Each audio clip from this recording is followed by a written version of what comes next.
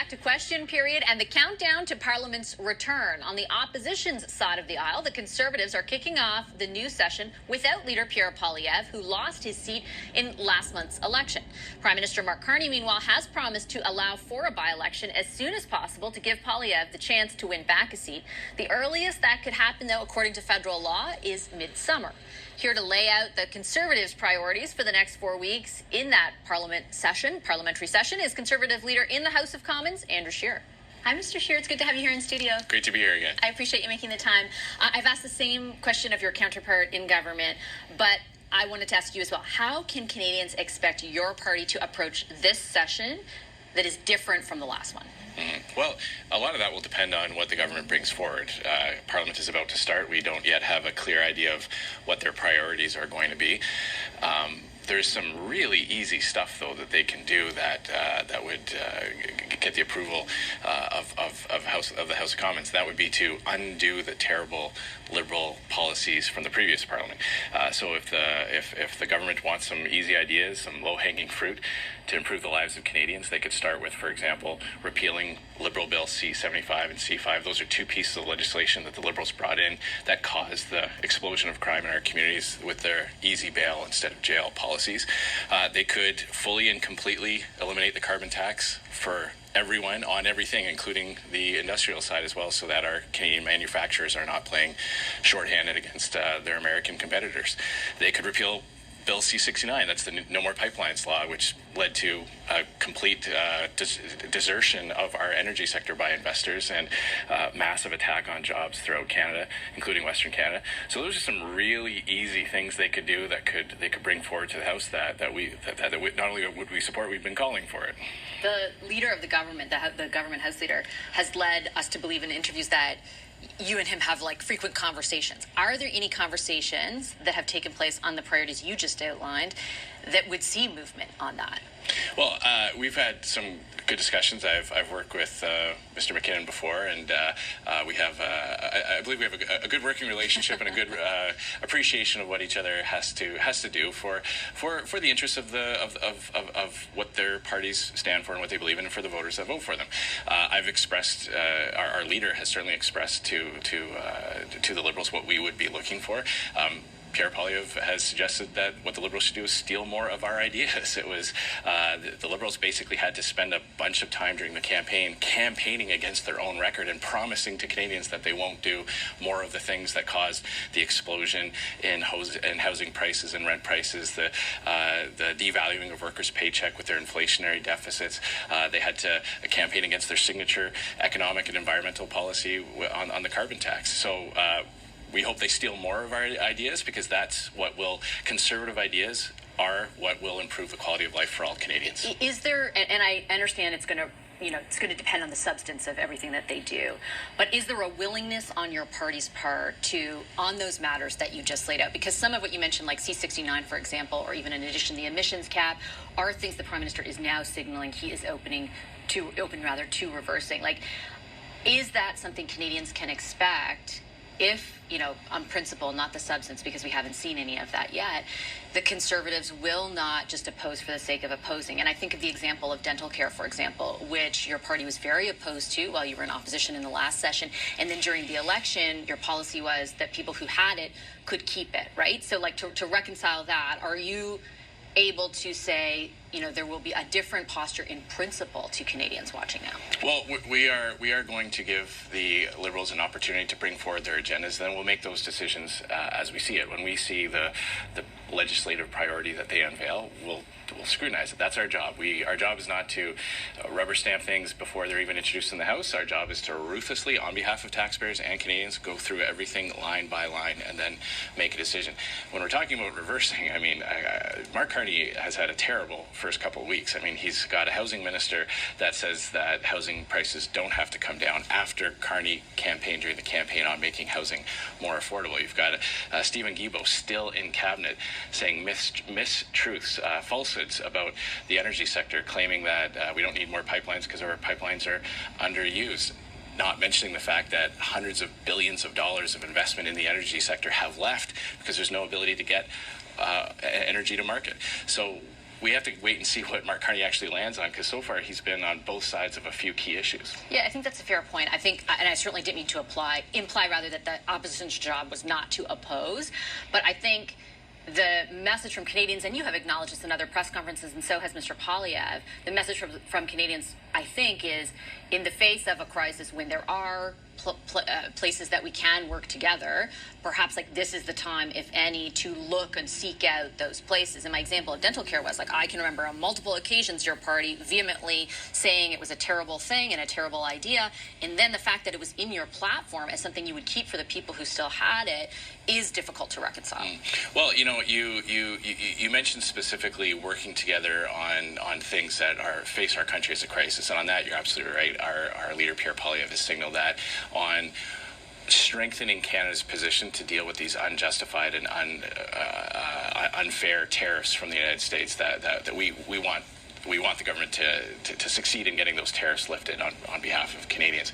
We believe that the best way to do that is to make Canada stronger, to make Canada a more attractive place to invest. If you've got American investors trying to do business in Canada, you're more likely to have more pressure put on the U.S. administration to lift those tariffs. And when you have a Liberal government that's canceling major pipeline projects, imposing an industrial carbon tax on our steel and aluminum manufacturers, it's less likely that you're going to have that leverage. But by all means, if there are things that Mr. Carney believes that we can be helpful on to help advance his goal of removing those tariffs, we would take a look at those, obviously.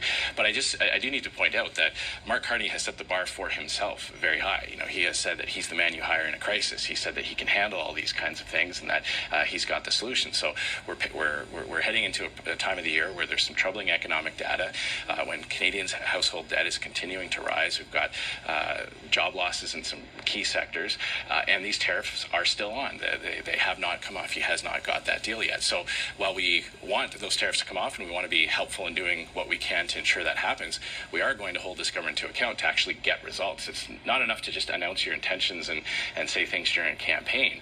You actually have to deliver. What do you think of the relative positioning of someone like Alberta's Premier Danielle Smith, who has made it easier in that province to hold a referendum, and that referendum could very much be on the issue of separatism? I don't think that the feelings of alienation in both your home province of Saskatchewan and Alberta should be dismissed in any way.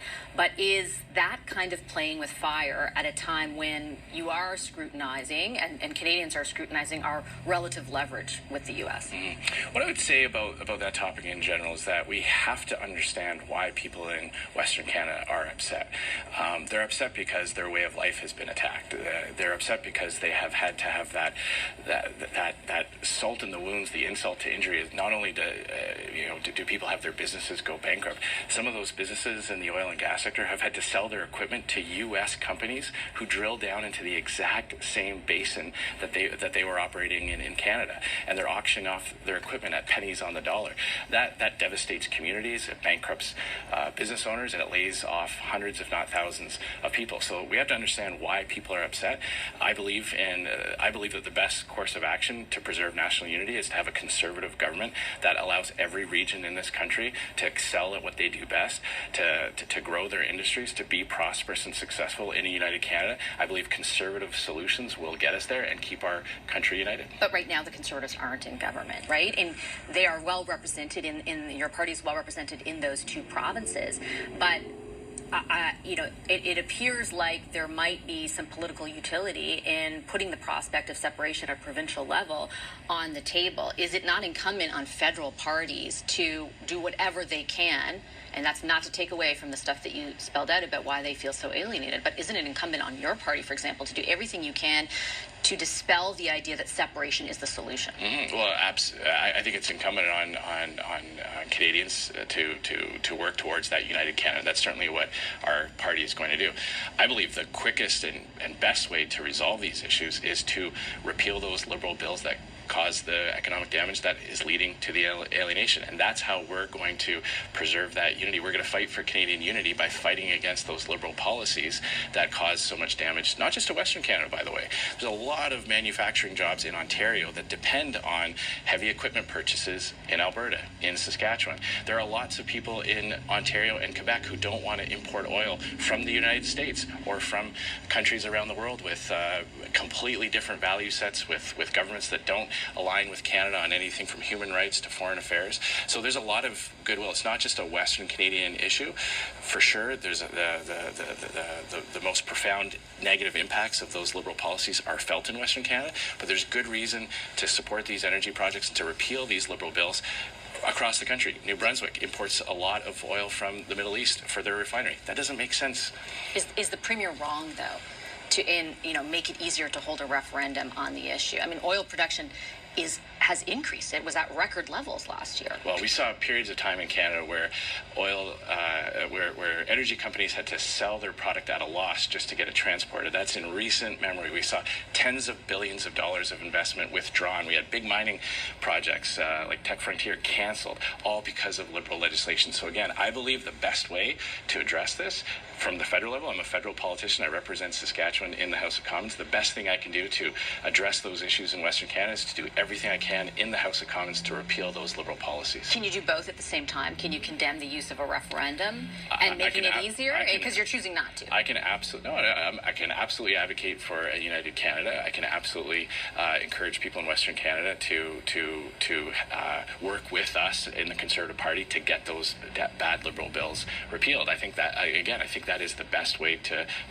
arrive at the destination of a united Canada. We don't have a problem in Western Canada with people in other parts of the country because there are vast differences in them. We just see right now a federal government that is damaging our way of life, damaging our ability to be prosperous. And once we alleviate that, I believe once we can repeal those bills, if we can convince the Liberal government to do that, I believe we're going to see a lot of that Western alienation naturally dissipate. But you don't want to say a referendum is the wrong path? Well, I mean, I'll leave it to provincial premiers to handle what's going on in their province. I'm not a resident of Alberta. I don't, I'm a resident of Saskatchewan. That's not something that our premier's been talking about. But I can certainly advocate for United Canada. I believe that everybody in Alberta or Saskatchewan, BC for that matter, should reflect on getting rid of those Liberal bills as the easiest and quickest way to allow our provinces to grow and be prosperous, and also to recognize that there are people in other parts of the country, people in other provinces that are aligned with us on this issue, that want to see our energy sector succeed, both in their own regions and because their industries benefit from that growth in the energy sector. Okay, I'll leave it there. Thanks, Mr. Scheer. Appreciate it.